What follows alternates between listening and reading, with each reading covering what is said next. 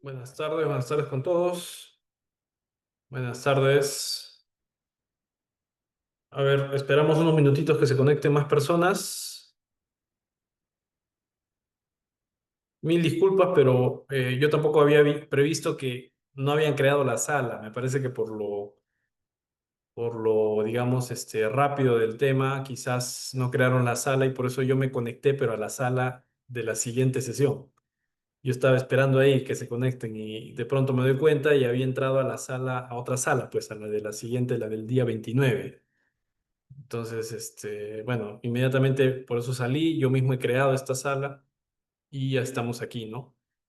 Pero por eso ha sido la demora. Pero bueno, a ver, estamos esperando que se sigan conectando. Veo acá ya 5 personas. Ok, muchísimas gracias a los que se han podido conectar. Esperamos unos, ¿cuántos minutos más? 3 minutos más y creo que 1:15 empezamos. ¿Ya? Por favor.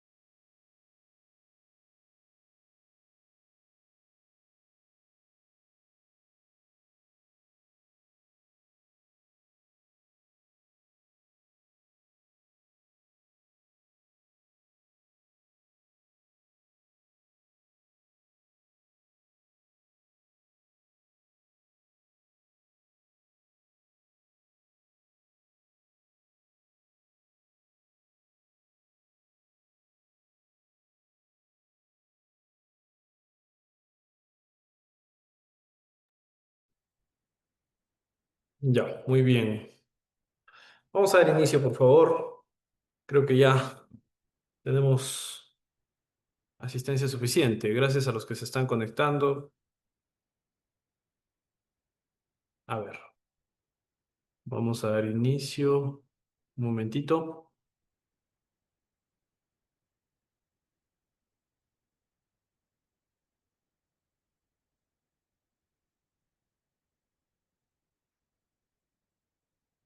Perfecto. Muy bien, estimados estudiantes.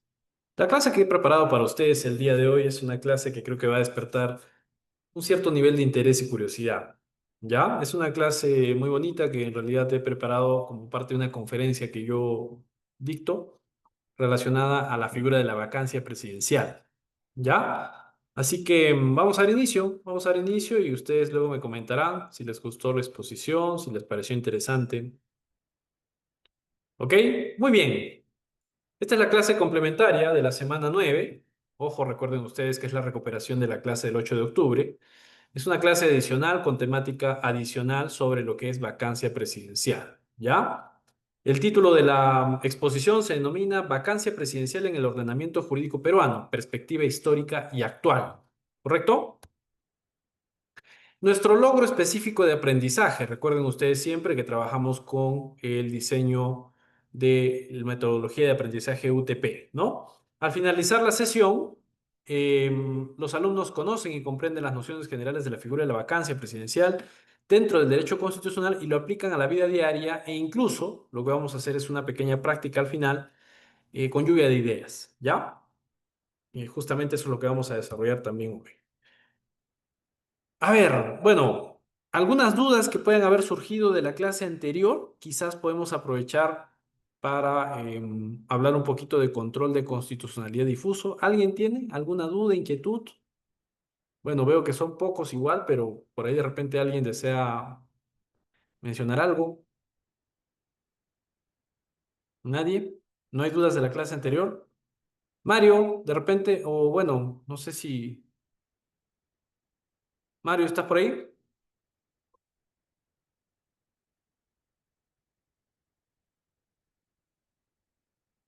De repente Hans, a ver. De mi parte, no, profesor, más bien. Ok, ok. Bueno, ok. Bueno, entonces vamos a dar por agotada esta fase, igual, de dudas de la clase anterior, y pasamos a los conocimientos previos. A ver, ¿qué entienden por vacancia presidencial? ¿Quién puede decir? De repente alguien de los que están aquí pueda mencionarme qué es la vacancia presidencial, cuál creen que es su origen, ¿no? No sé, Brian, Daniela, de repente Gerald. ¿Alguien que desee mencionar algo? ¿Qué es la vacancia? Seguramente han escuchado, esto ha sido parte de muchas noticias, ¿no? Muchos episodios coyunturales de la política, ¿no? ¿Algún conocimiento previo sobre vacancia? A ver, tenemos a Brian y luego me parece José. Hubert. Sí, Brian, adelante. Doctor, buenas tardes. Tengo entendido que por vacancia presidencial es la salida anticipada de un presidente de la República, ¿no? Por causas mm, problemáticas o algún problema o de repente ineficiencia en su poder o en su cargo. Gracias. Correcto, correcto. Muchas gracias, ¿no? Sí, sí, es una forma de decirlo, es una salida, digamos que anticipada, ¿no? Previa a lo que es la culminación del periodo del presidente de la República, porque existen motivos, ¿no? Para la vacancia y lo vamos a revisar en la Constitución, hay causales, ¿no? Está bien, muchísimas gracias por ese aporte. A ver, pasamos a José, me parece que quería participar. José, Sí, y de ahí doctor, Margaret y luego buenas Uber. tardes. Sí, Sí, en cuanto a la vacancia presidencial, es referido a un proceso en el cual se destituye a un presidente, en este caso del Perú, estamos en el Perú, y deja el cargo vacante. Esto implica también de que el presidente pues cesa de sus funciones antes de completar el mandato que ha asumido. Y las causas de esta vacancia presidencial ya las conocemos, es la incapacidad física o mental, una falta grave o incumplimiento de deberes, renuncia o abandono de cargo. Esas es más o menos las causas de una vacancia presidencial, doctor, y esto lo ven también en el Congreso. correcto, ¿no? Está muy bien, es una referencia incluso a esta figura con relación incluso a lo que ha sido su aprobación dentro del ámbito del Congreso de la República. Vamos a ver cuáles son esas causales, lo vamos a desglosar poco a poco. Ya, muchísimas gracias, José. Margaret, sí, adelante, queremos escucharte también a ti. Buenas tardes, doctor. Sí, Buenas tardes. justamente un ejemplo de ello es el expresidente Martín Vizcarra, ¿no? Que el Correcto, Congreso justo debatió su gestión en medio de denuncias, ¿no? Y la causa fue por la incapacidad moral, ¿no? Según ellos.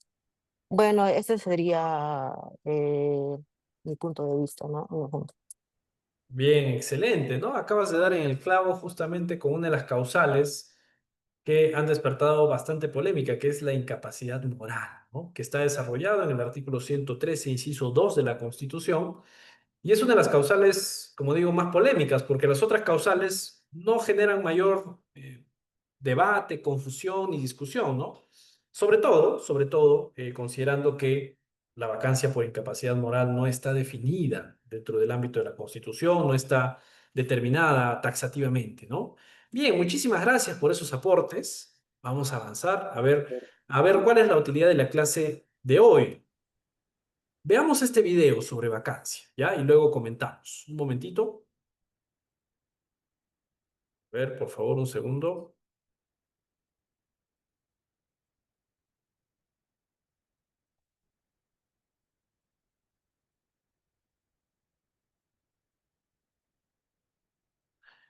Jóvenes, espérenme un minuto, por favor, un minuto nada más.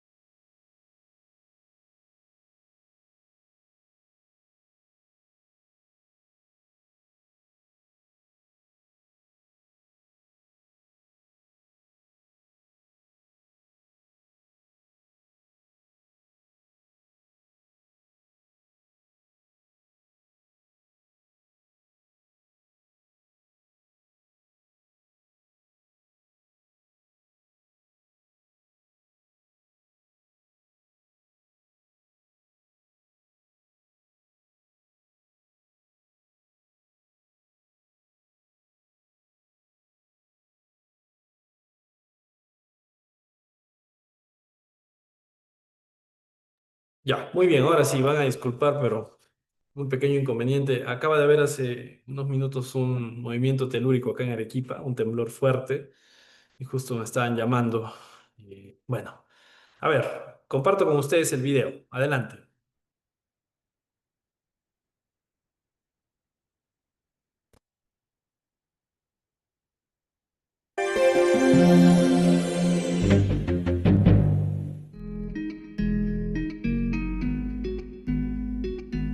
La vacancia presidencial en el Perú en un minuto.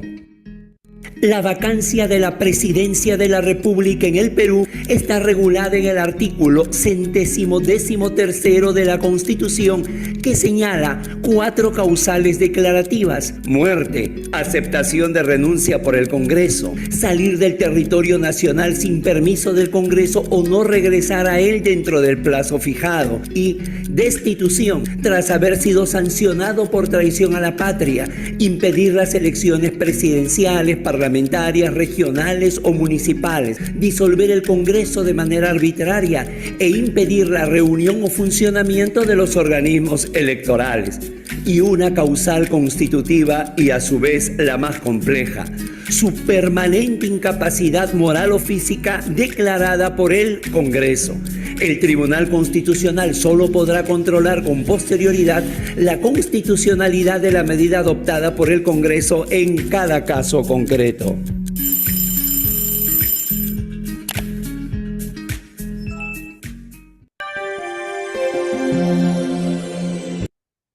Ok, muy bien. A ver, con lo visto, por favor. Entonces, ¿cuál es la utilidad de la clase de hoy? ¿Quién me dice? ¿De qué sirve hablar de vacancia? ¿No? ¿Para qué es importante conocer o por qué es importante conocer de estos aspectos? A ver, ¿alguien puede indicarme? De los que están aquí, por favor. Cualquiera de ustedes, Daniela, Brian, Gerald, Hans, Uber, Yanderi, José, Lenin, Madame, Margaret, María, Mario. La utilidad. A ver, una intervención, por lo menos. Luz, de repente también que se acaba de conectar. Ahí está, Yanderi. Sí, adelante, Yanderi, te escuchamos. Buenas Y después tardes, José. doctor. O en ¿Qué tal? todo caso, marca los lineamientos de legalidad para que se pueda ejercer, ¿no? La destitución del presidente de la República, aunque con ciertas observancias respecto al tema de incapacidad moral, que ha sido muy cuestionado y ha sido invocado en estos últimos años con varios presidentes, incluso con Kuczynski también, aparte del expresidente, pues, Pedro Castillo, ¿no? Entonces, en realidad, pues, en teoría, marca, ¿no? Esos lineamientos jurídicos dentro de la legalidad. Gracias. Excelente, no, está muy bien, ¿no? Justamente hablamos de esta figura tan importante para, sobre todo para conocer el comportamiento de nuestra política, ¿no? Y esa lectura que tenemos que hacer de los hechos actuales versus los hechos del pasado, que eso vamos a analizar también hoy. José, te escuchamos. Adelante. Sí, doctor, buenas tardes.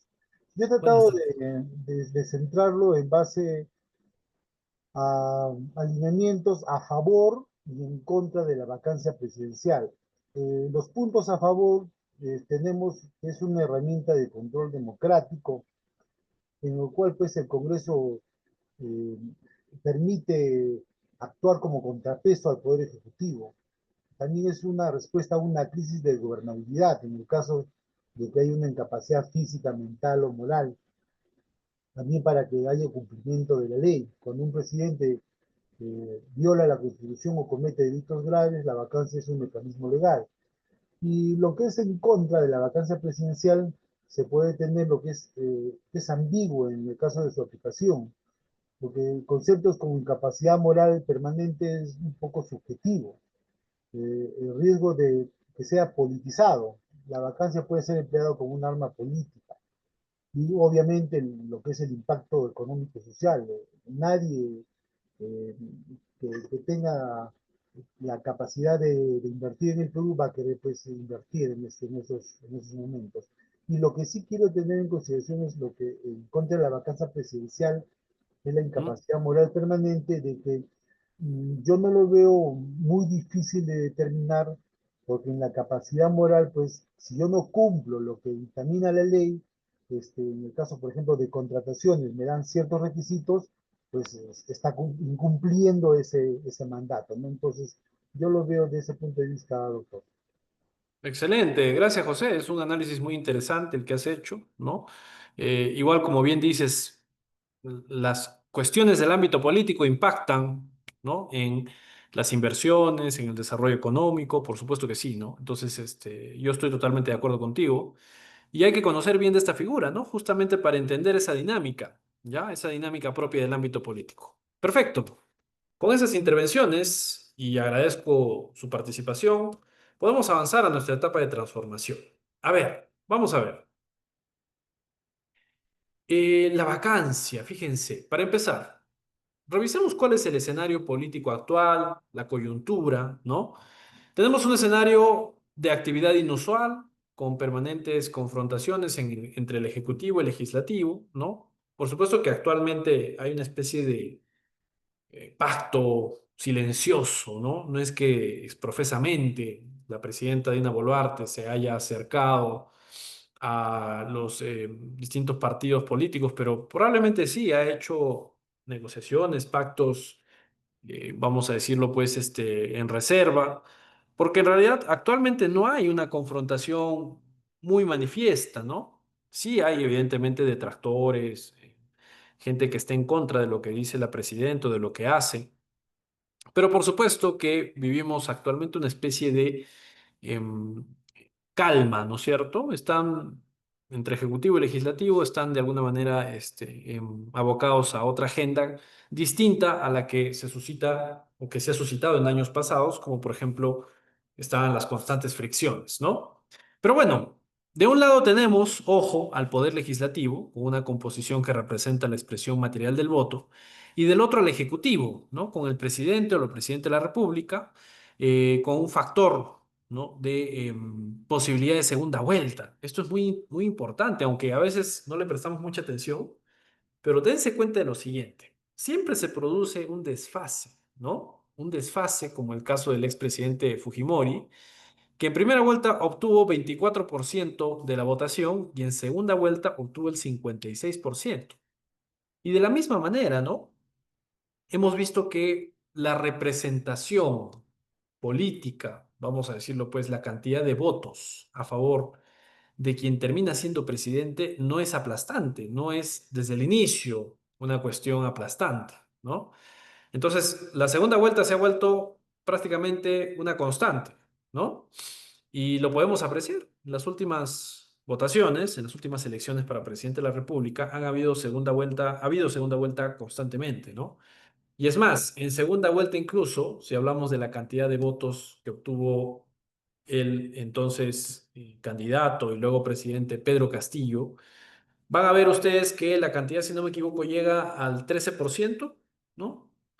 Versus los votos obtenidos por Keiko Fujimori, que creo que solo le ganó por un punto, 2 puntos, pero era bastante bajo, ¿no? Imagínense, entrar a la presidencia de la República con una votación bastante baja. Entonces, no hay un nivel de representatividad, ¿no? Y de legitimidad, que es lo que se requiere, ¿no? Porque básicamente la persona y las personas, hablando de congresistas, próximamente diputados y senadores, que están allí, ¿no? Tienen que tener pues una conexión con el colectivo de la población en la medida que son electos de manera democrática. Entonces, ese desfase, esas cuestiones, digamos, en donde se refleja el poco respaldo de la votación respecto de los candidatos que están llegando a los cargos, ¿no?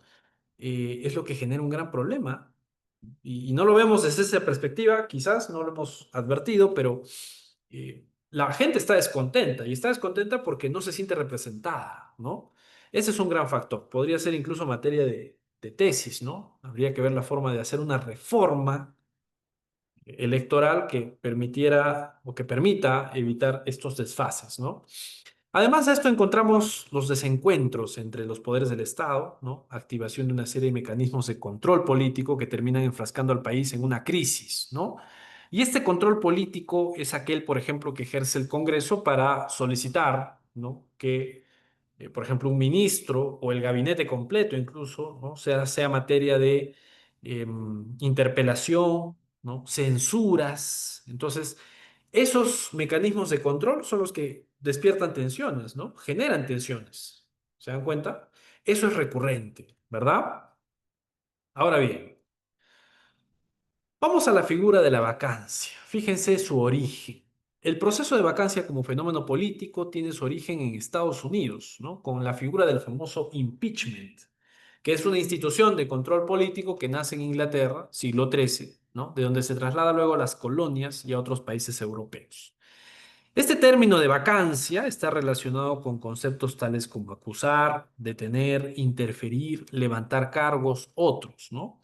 Ahora, no podemos perder de vista que el origen de la figura de la vacancia en la versión norteamericana incluso está conectada a otra, ¿no? Que se desarrolla en el ámbito de Inglaterra. En Inglaterra, ¿no? Había una conexión, un amalgamamiento, o vamos a decirlo, eh, una unión, ¿no? De la perspectiva política y la perspectiva judicial. ¿Cómo es esto? Vamos a ver.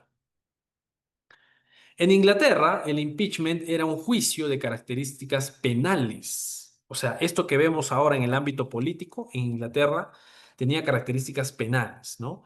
La Cámara de los Comunes acusaba y la Cámara de los Lores enjuiciaba y emitía una sentencia. Miren cómo funcionaba en Inglaterra. O sea, es, digamos, una figura que se ha desarrollado conectando la perspectiva política con la perspectiva penal, ¿no? Bajo este esquema se apreciaba la ausencia de separación de poderes. Claro, tenías al poder legislativo y al poder judicial actuando juntos, ¿no? Una cuestión peculiar, pero propia de dicho modelo, era que la Cámara de los Lores, en la Cámara de los Lores estaba el más alto tribunal de apelación del reino a través de sus Law Lords, ¿no? El Parlamento inglés ejercía funciones políticas y jurisdiccionales. En Estados Unidos cambia la figura, ¿no? Se apostó por la república, el federalismo y la división de poderes. A diferencia del enfoque jurisdiccional, el impeachment fue aplicado bajo un esquema de carácter eminentemente político, ¿ya? El trámite de la acusación implicaba la separación del funcionario del cargo, su inhabilitación para ejercer, ¿no? Para el ejercicio de cualquier cargo público y la posibilidad de que el funcionario respondiese por sus eventuales delitos ante el Poder Judicial. Y vuelvo a esta figura de aquí.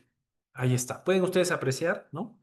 En Inglaterra, decíamos, está el componente político y el componente judicial unidos.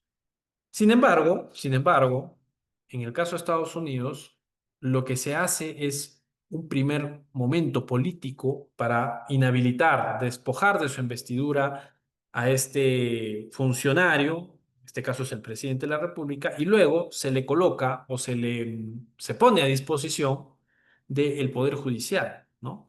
Siendo que de existir un eventual delito, ¿no? Eso toca y corresponde resolver a la justicia ordinaria, ¿no? Ahí está. Muy bien. Dicho ello, vamos ahora al modelo latinoamericano. Decíamos en Inglaterra, un modelo que junta lo político con lo jurisdiccional. En Estados Unidos se separa, ¿no? El ámbito político inicialmente y luego el ámbito judicial. El ámbito político se va a llamar antejuicio, por eso se dice antejuicio, porque es antes del juicio, ¿no? O sea, lo que ocurre en el ámbito político va a ser un antejuicio, ¿no? ¿Cómo impacta esto en el modelo latinoamericano? ¿Cómo impacta en las distintas constituciones? A ver, a diferencia del enfoque jurisdiccional que existía en Inglaterra, Estados Unidos adoptó un modelo político con el cual se separaba al funcionario del cargo, se le inhabilitaba para el ejercicio de cualquier cargo público y se dejaba abierta la puerta para que el funcionario respondiese por sus eventuales delitos ante el Poder Judicial. El que al final tomaría la decisión que correspondiese. ¿Se dan cuenta? ¿No? O sea, Norteamérica lo que hace es distinto a Inglaterra, ¿no? En Norteamérica toda la parte política se desarrolla, se le despoja, inhabilita a esa persona para que luego pase al ámbito judicial, ¿no? En América Latina se recibe desde muy pronto este modelo en la versión norteamericana y se le bautiza como juicio político, acepción que subsiste hasta ahora. En la dogmática constitucional también se usa el término acusación constitucional, antejuicio, porque podría ser la antesala de un proceso judicial en foro. ¿Ya? Muy bien. ¿Y cómo es este impeachment en el ámbito norteamericano? Fíjense.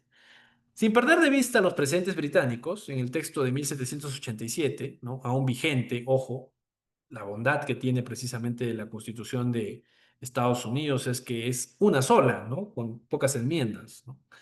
Allí justamente está la figura del impeachment, ¿no? Que es este antejuicio, juicio político, ¿no? ¿Y cuáles son las causales?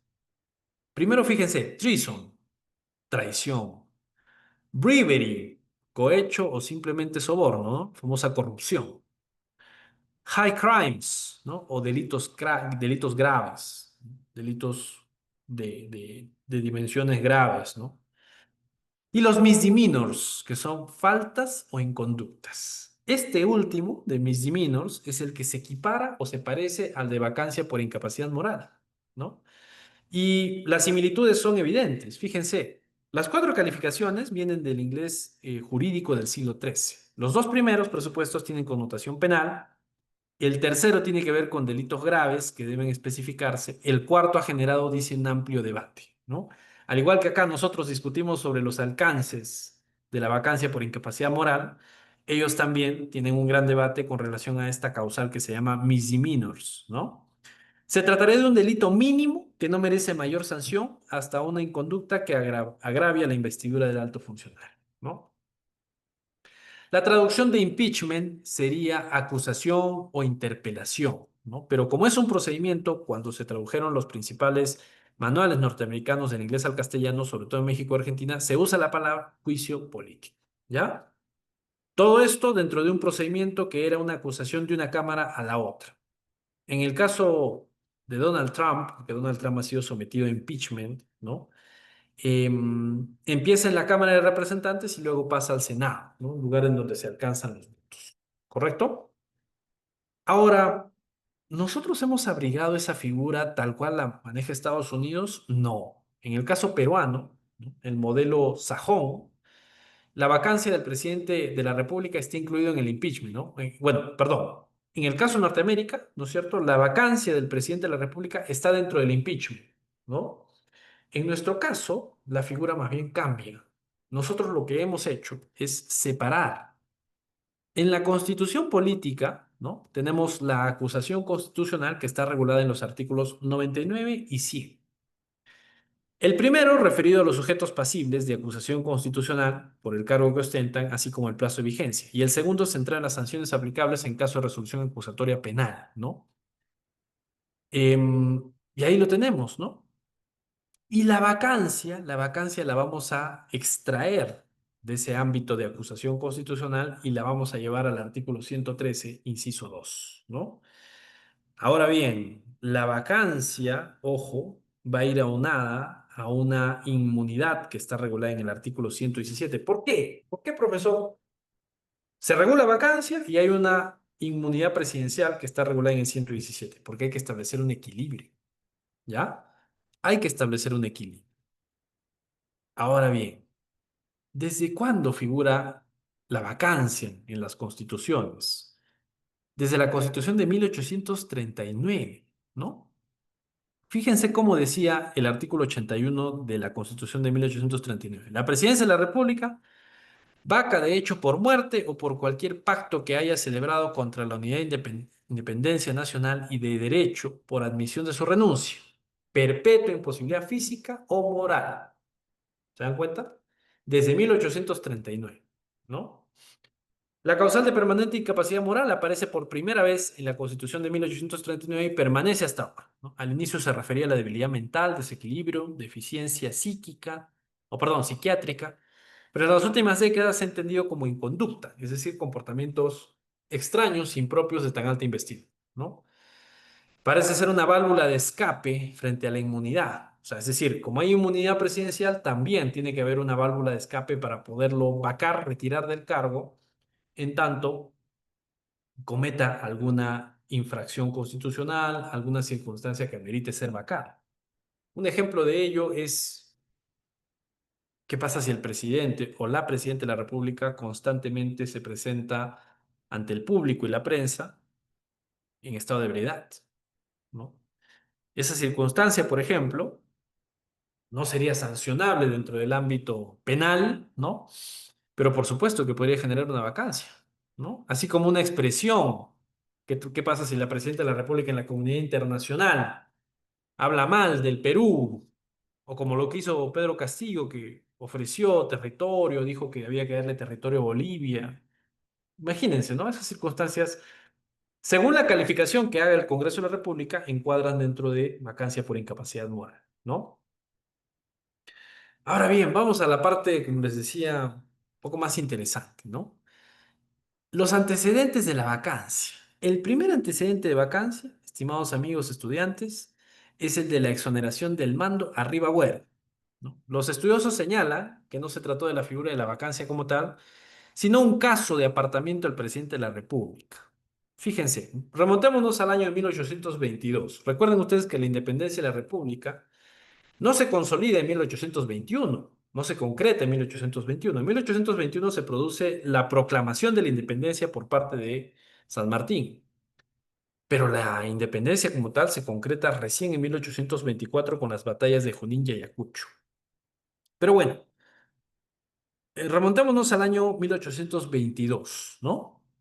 San Martín instala el Congreso, el primer Congreso de la República, en el 20 de septiembre de 1822. Este encargó, perdón, el Poder Ejecutivo a un grupo de 3 diputados que se van a denominar la Suprema Junta Gobernativa. Acá tengo justo una imagen, ¿no? De la Suprema Junta Gobernativa. A ver, ahí está. Bueno, en la figura del costado, ¿no? La conformación de ellos. Esta se propone atacar a los realistas, o sea, la principal agenda que tenía justamente la comunidad, el conjunto de nacionales peruanos, ¿no? Que en aquella época buscaba eh, una libertad, ¿no? Independizarse. Justamente la principal agenda era esa, ¿no? Concretar la independencia, ¿no? Y había que vencer al ejército realista. Entonces, a esta Suprema Junta Gobernativa le encarga que pueda atacar a las fuerzas realistas, que lleve adelante la guerra para poder liberarnos, ¿no? Pero fracasan, como muchas cosas en el Perú, y lastimosamente la historia pues así nos lo ha demostrado. Muchos encargos políticos, vencer la corrupción, hay cosas que no podemos lograr a corto plazo, cuesta mucho, falta mucha educación, mucha, ¿qué les digo? Mucho compromiso, ¿no? Entonces, bueno, en aquella época también habían fracasos al respecto. Y fracasa el ejército del sur. El ejército del centro, acantonado en el Fundo Balconcillo, solicita al Congreso la disolución de la Junta Gobernativa. O sea, piden que esa Junta Gobernativa se disuelva y piden la designación de un jefe supremo. Y sugirieron al coronel José de la Riva Agüero, ¿no?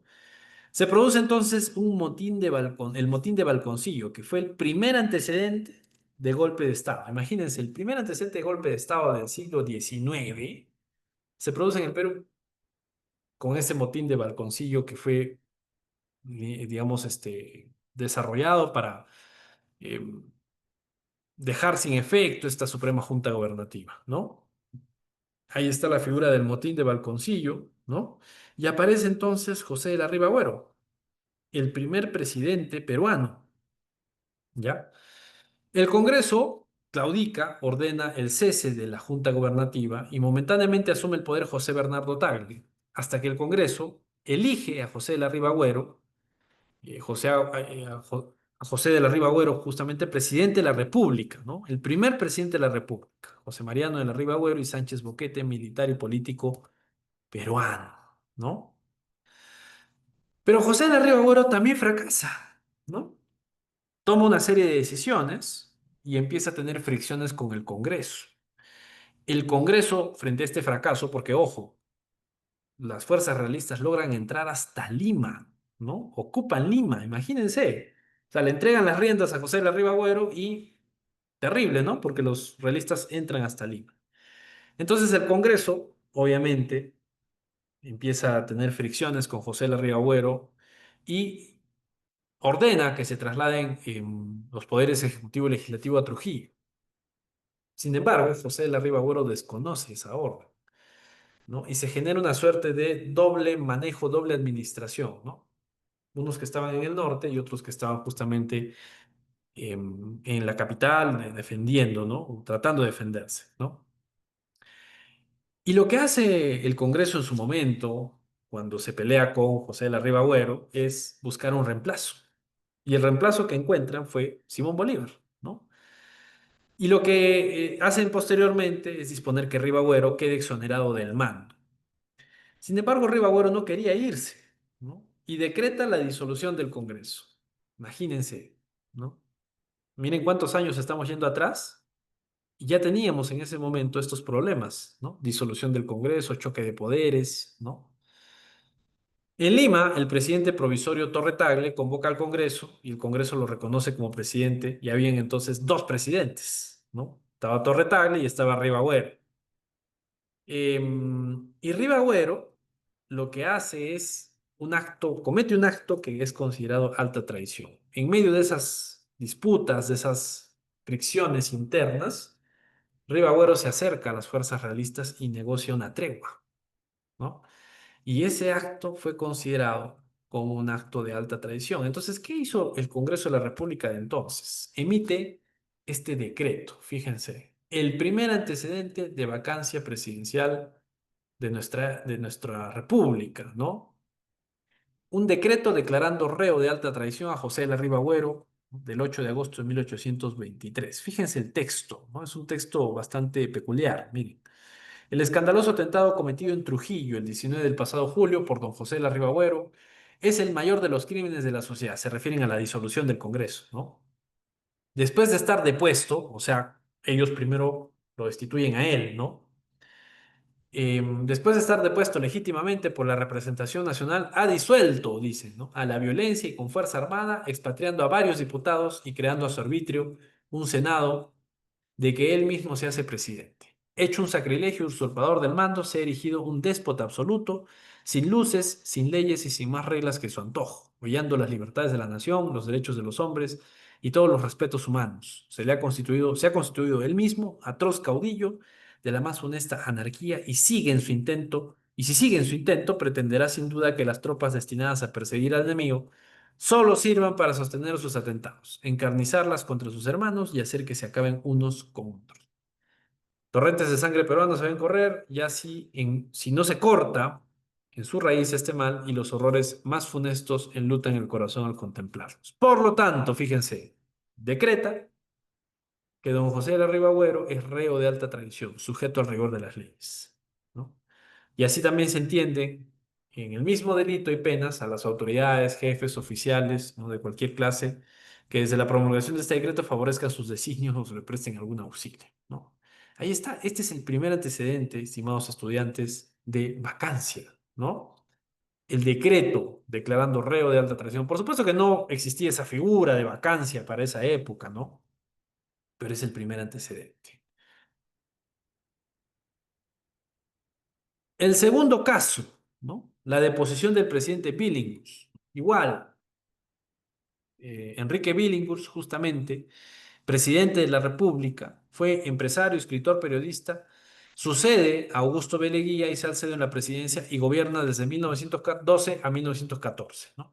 Su gobierno estuvo marcado por una progresiva confrontación con el Congreso, ¿no? Como el Congreso seguía mostrándose adverso, Billinghurst decidió disolverlo y luego hacer una consulta plebiscitaria para reformar la Constitución.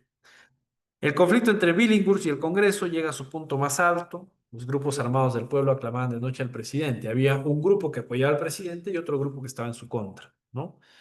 Y entonces, ¿qué hicieron los del Congreso? Bueno, alguien entra a los recintos del Palacio de Gobierno y encuentran un decreto redactado, un decreto que disolvía el Congreso. Y este decreto se lo llevan a las huestes militares para decirles, oigan, mire, el presidente está haciendo esto, ¿no? Hay que darle golpe de Estado, ¿no? Entonces, lo llevan a las huestes militares, ¿no? En ese entonces estaban lideradas por el jefe de Estado Mayor del Ejército, coronel Óscar R. Benavides, ¿no? Y para guardar la formalidad, para que no se convirtiese en un acto arbitrario de golpe de Estado o lo que fuese, ¿no? Un grupo de congresistas lo que hacen es declarar la vacancia de la presidencia de la República por incapacidad moral de su titular, ¿no? Invocando un artículo de la Constitución. y lanzan un manifiesto a la nación exponiendo el rechazo a los sistemáticos atentados a la Constitución cometidos por Billinghurst y llamando al pueblo a unirse en defensa de la constitucionalidad y la legalidad. El documento termina siendo firmado por 80 congresistas, ¿no? Y así es como se produce, ¿no? Justamente este golpe de Estado liderado por Óscar R. Benavides, pero acompañado de este documento de destitución, antecedente de golpe de vacancia, ¿no? Muy bien. El tercer caso, el caso de la vacancia del presidente Alberto Fujimori. Recordarán ustedes, Fujimori es vacado por el Congreso, aunque algunos lo ignoren, quizás de repente no lo han llegado a ver, ¿no? Pero Fujimori sí fue vacado. Ahora, lo que hizo él, recordarán ustedes, fue pedir un permiso al Congreso para viajar a Panamá, pero en vez de regresar al Perú en el plazo que así se había establecido, se va a Tokio, ¿no? Y renunció por fax. El Congreso tenía dos opciones. Lo podía vacar por ausencia del cargo, por haber abandonado el cargo, o lo podía vacar por incapacidad moral. Por supuesto que era tal la indignación, porque recuerden ustedes que cuando se destapan los Vladivideos, se suscita un conjunto de reacciones en contra de la corrupción, y había una indignación transversal, ¿no? De la población en aquella época, opta el Congreso de la República por presión política de vacarlo o por vacarlo por incapacidad moral, siendo que podían vacarlo por ausencia, ¿no? Porque una de las causales, revisen el 113 de la Constitución, es la ausencia, abandono del cargo, ¿no? Pero terminan vacándolo por incapacidad moral. Y no solo eso, emiten la resolución de vacancia o el decreto, claro, la resolución legislativa de vacancia y adicionalmente acompañan una resolución de inhabilitación por 10 años, ¿no? Acá dice, justamente, ha resuelto inhabilitar a don Alberto Fujimori para el ejercicio de toda función pública por 10 años. O sea, fue el primer caso de emisión de la resolución de vacancia, ¿no? Y acompañada de una resolución adicional de inhabilitación por 10 años, ¿no? Fíjense, ese antecedente también muy interesante. Bueno, no podemos dejar de hablar de las mociones de vacancia al presidente Kuczynski, ¿no? Recuerdan ustedes, Pedro Pablo Kuczynski en su momento entra a la presidencia de la República, ¿no? Se autopostula como un- una opción técnica que iba a generar un cambio a partir de traer un equipo técnico, digamos, preparado, ¿no? De economistas, de especialistas, profesionales, pero en realidad, pues, digamos que el fracaso de su gestión también tuvo mucho que ver con el factor corrupción, ¿no? A Fujimori, perdón, a Kuczynski se le presenta un primer pedido de vacancia, ¿no? Contra él.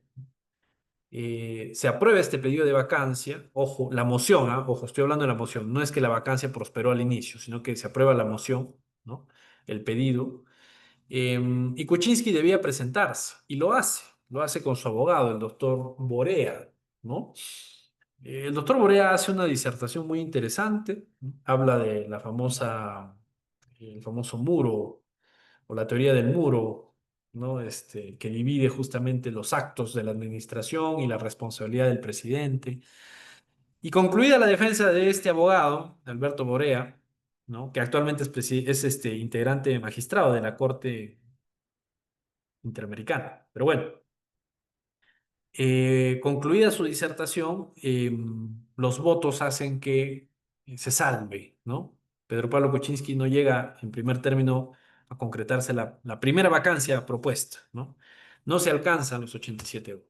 Luego, de pronto, Pedro Pablo Kuczynski, el 24 de diciembre, le concede un indulto humanitario a Alberto Fujimori, ¿no? Y todos se preguntaban, ¿no? Era una cosa muy rara. Yo recuerdo también esa época, no, nadie sabía qué había pasado, por qué le había dado indulto a Fujimori, ¿no? Y después, ¿no? Se descubre, había una grabación, ¿no? Los famosos Mamani videos, Mamani audios, un congresista, Moisés Mamani, ¿no? Quien presenta videos en los cuales aparece Kenji Fujimori y otros congresistas intentando persuadirlo a él con acceso a obras del Ejecutivo, ¿no? A cambio de votar en contra de un segundo pedido de vacancia contra Kuczynski, ¿no? Una vez que se hace público esto, ¿no? y también se descubren las negociaciones para el indulto humanitario. Pedro Pablo Kuczynski no resiste, ¿no?, la presión y termina por renunciar. Entonces, era importante porque a pesar de que con Kuczynski no hubo vacancia, ¿no? No se concretó la vacancia, pero sí fueron casos emblemáticos de la fuerza que se tenía con estas mociones de vacancia, ¿no? Y por supuesto, bueno, una vez vacado, entra a la presidencia de la República Martín Vizcarra. A Martín Vizcarra sí llegan a vacar, recuerdan ustedes, ¿no? Con la particularidad de que Martín Vizcarra disuelve el Congreso. El 30 de septiembre de 2019, Martín Vizcarra disolvió el Congreso en medio de una crisis e incertidumbre, ¿no?, que vivía la nación desde el 2017. Se consideraba que el gobierno, consideraba el gobierno que la mayoría parlamentaria negó fácticamente la confianza planteada respecto de la modificación de la ley orgánica del Tribunal Constitucional. Recuerden ustedes que el episodio de la disolución del Congreso fue: estaban debatiendo la elección de los integrantes del Tribunal Constitucional y el Ejecutivo presenta un proyecto de ley para modificar ese procedimiento de elección de los miembros del TC. Presenta el proyecto y en medio de la elección de los integrantes del Tribunal Constitucional entra al hemiciclo Salvador del Solar, ¿no? Recuerden ustedes, su entonces ministro, premier, ¿no?, de Vizcarra. Salvador del Solar solicita el uso de la palabra, no se lo conceden, ojo, se lo conceden a un congresista que le cede el uso de la palabra a él, y él en el hemiciclo pronuncia una frase que finalmente termina por ser un punto de quiebre, ¿no? Que fue precisamente: hago cuestión de confianza, dijo así, ¿no?, respecto de esta ley, de este proyecto de ley.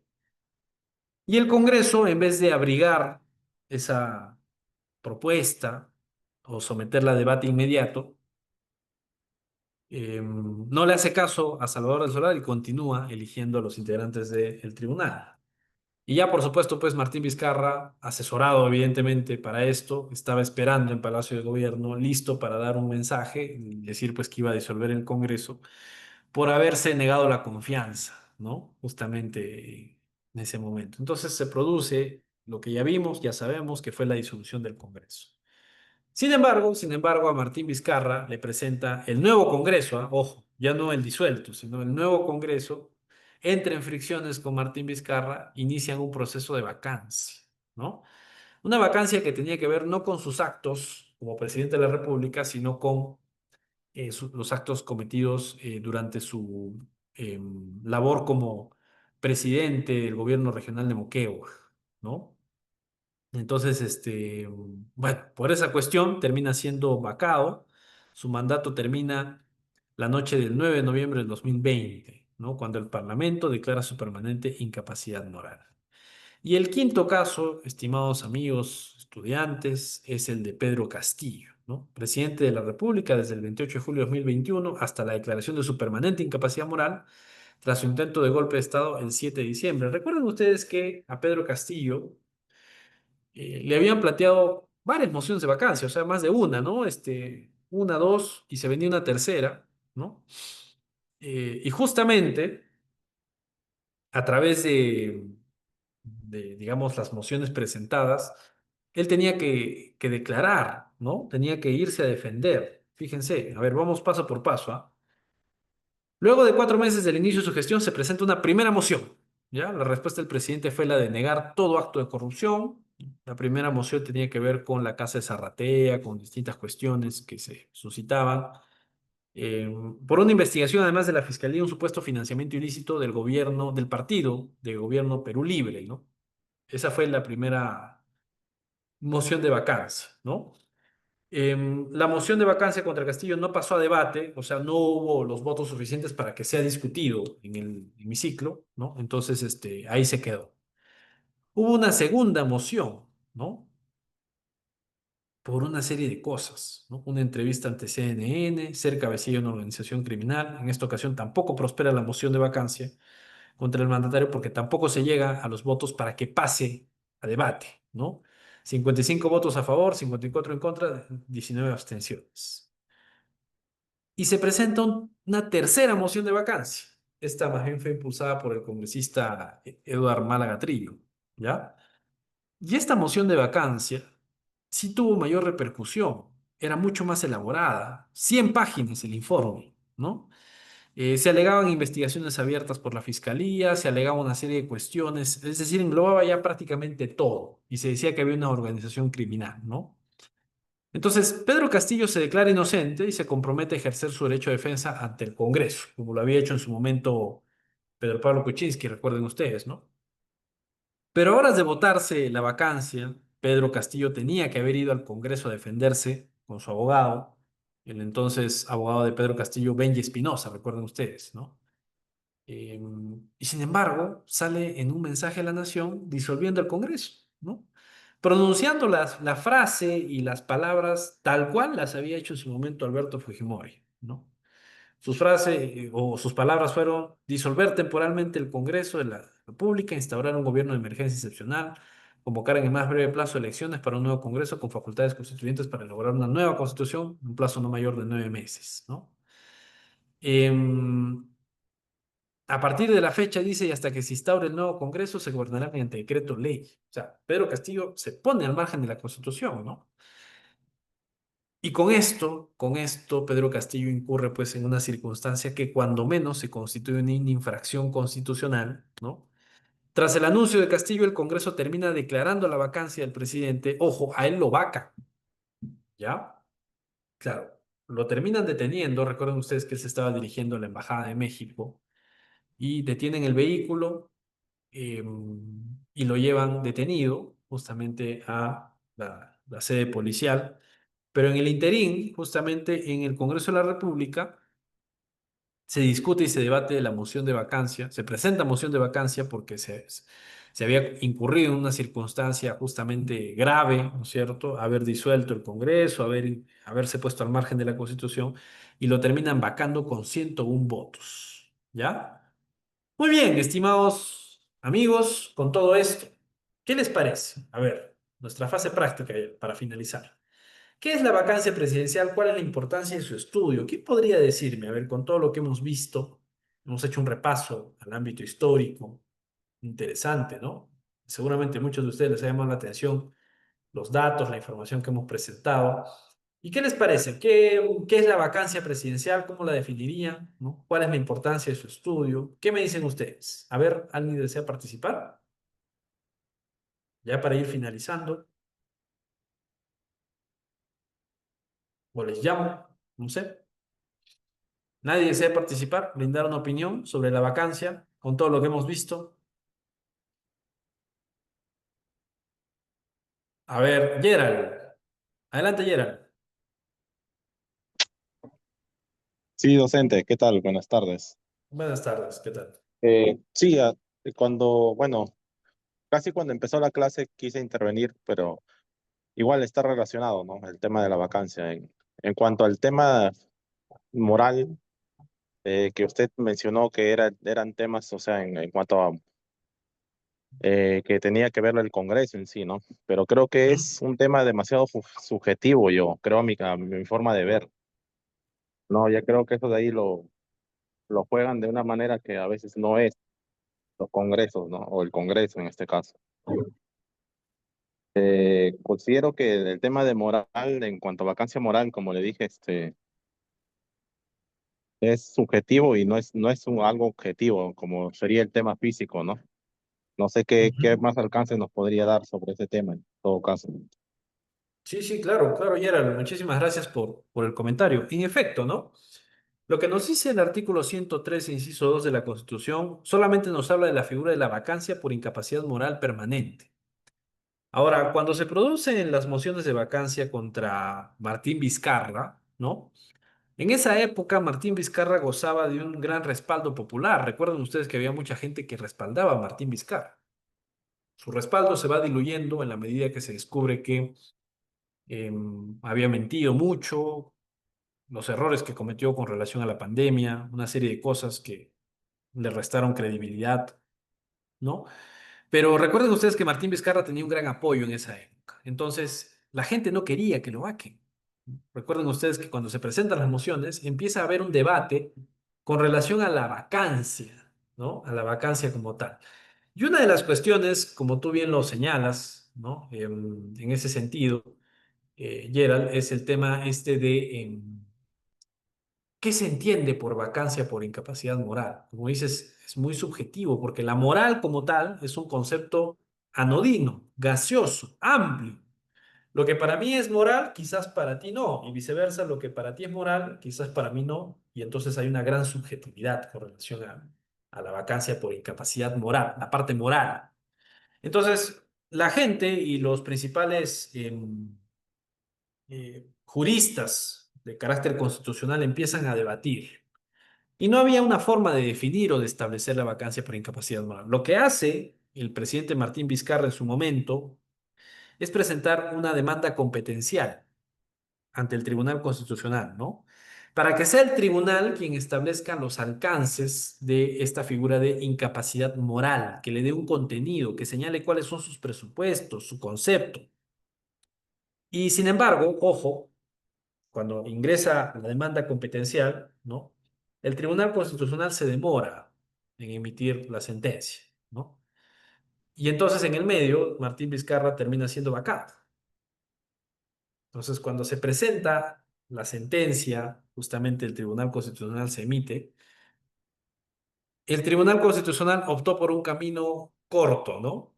Ellos lo que dijeron en su momento fue, bueno, como aquí estábamos debatiendo la vacancia o no, si es constitucional o no, si está bien o no, el proceso de vacancia contra Martín Vizcarra, y como el proceso de vacancia finalmente ya se completó, es decir, lo terminan vacando, ellos se sustentan en la figura de la sustracción de la materia para decir, bueno, como ya no hay litis, como ya no hay nada que discutir porque ya lo han vacado, entonces se declara improcedente la demanda.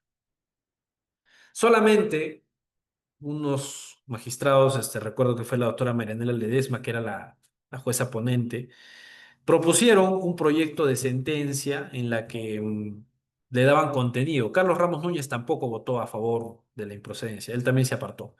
Pero bueno, la presidenta, o perdón, claro, la entonces presidenta del Tribunal Constitucional, la doctora Marianela Ledesma, ella había propuesto una sentencia en donde se le daba contenido, se establecían las causales de esa vacancia por incapacidad moral, pero no fue abrigada por la mayoría del pleno del tribunal. Entonces, al final, el tribunal tuvo la oportunidad de darle contenido, de darle supuestos a esa vacancia por incapacidad moral, pero no lo hizo.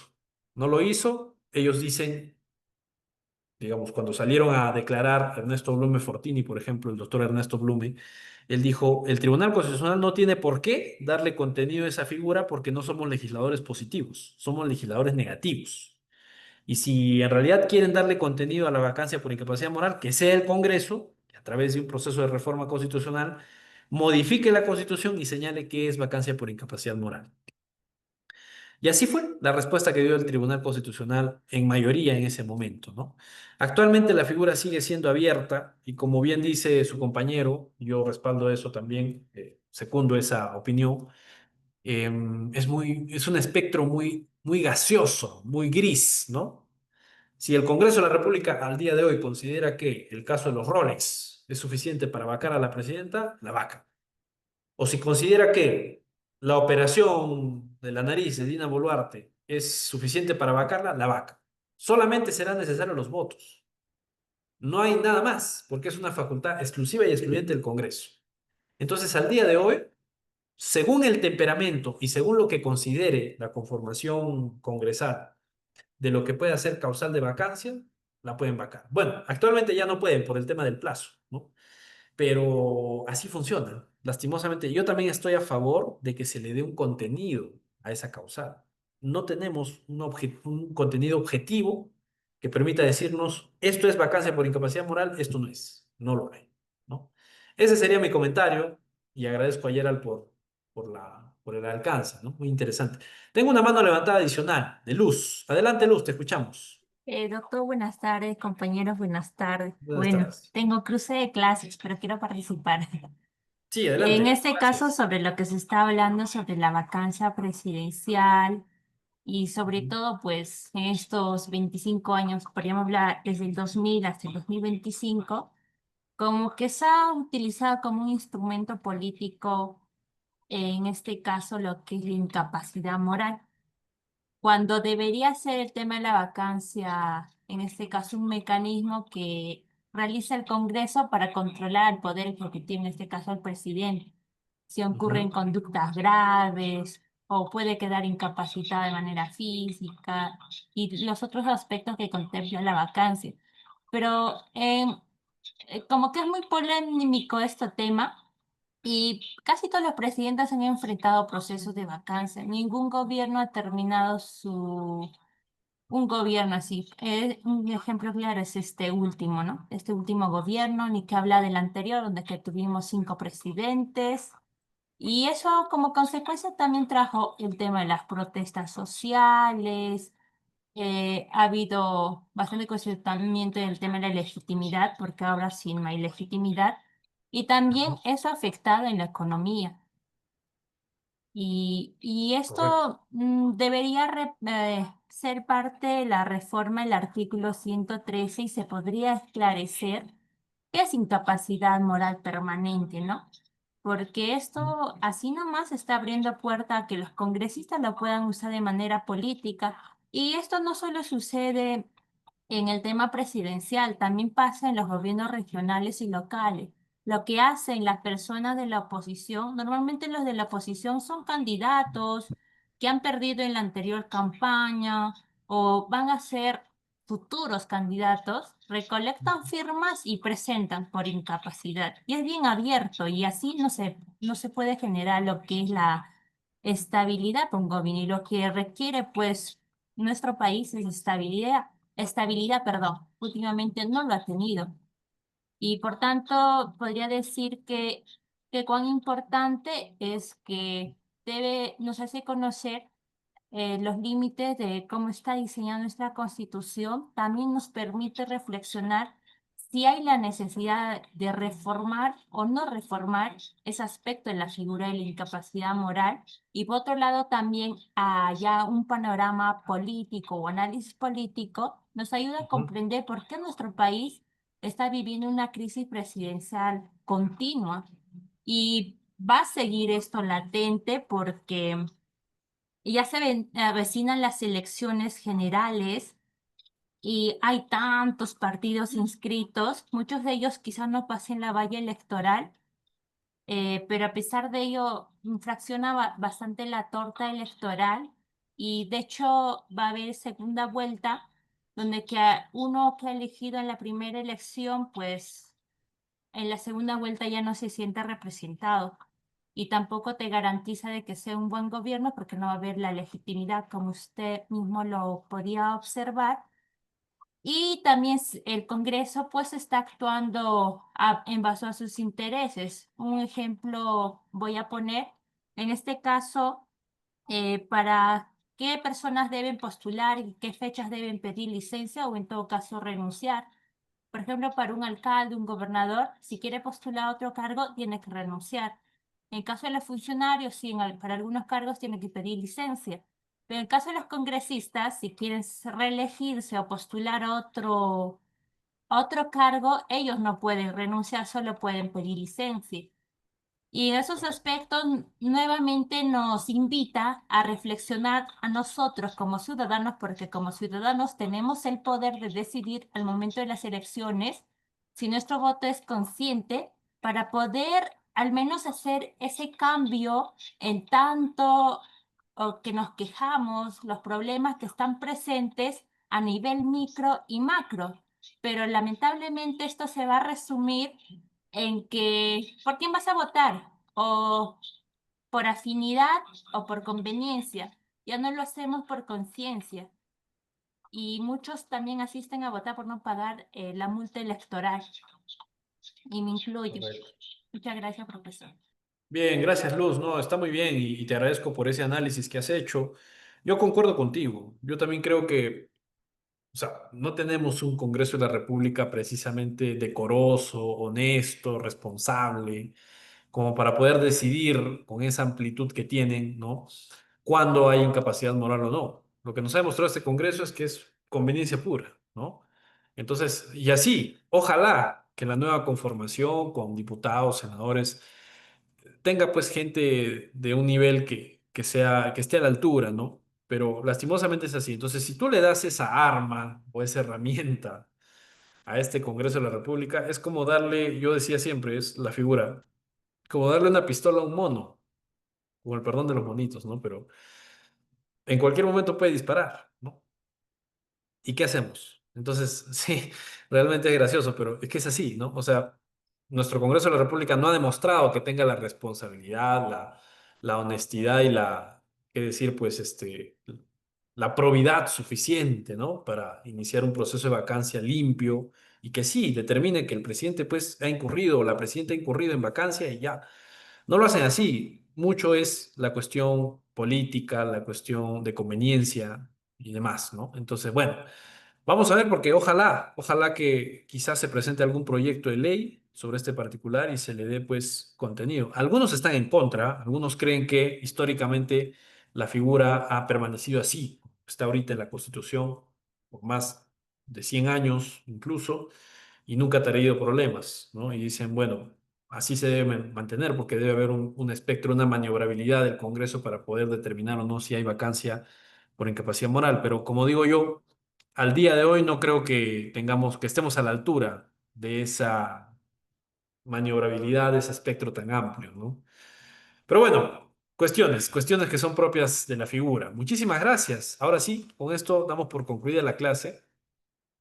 Les agradezco a todos por sus intervenciones, por haber estado presentes. Yo sé que es una hora difícil, seguramente están por ahí almorzando, o bueno, pero yo por eso he querido traer un tema interesante, ¿no? Que enganche un poquito la atención de ustedes y les ayude a complementar. Yo sé que a muchos de ustedes les ha parecido interesante, curioso, cómo es que desde las épocas del inicio de la República, imagínense, desde el inicio de la República se han presentado este tipo de situaciones que ya digo, nos han puesto en preocupación, han sido parte de las veleidades y de los problemas de la política, ¿no? Entonces, nada, muchísimas gracias, estimados amigos. Con esto concluimos la clase de hoy. Nos vemos entonces el día lunes para la siguiente sesión y esto ya corresponde al ámbito de la clase de recuperación del día 8 de octubre. Entonces, el día 8 de octubre ya está cubierto con esta clase. Igual la grabación va a quedar para aquellos que deseen acceder. Así que bueno, ha sido un gusto, ¿ah? Muchísimas gracias, que tengan buen fin de semana y nos vemos el día lunes. Sí, Nos doctor. Hasta el vemos. día lunes, doctor. Hasta el lunes, gracias, nos vemos. Buen fin de semana, doctor. Hasta el lunes. Buen fin de semana, un gusto, que les vaya muy bien. Nos vemos, chao. Gracias, nos vemos, profesor. Gracias, profesor, por la clase. Encantado, nos vemos, un gusto, gracias. Chao, chao.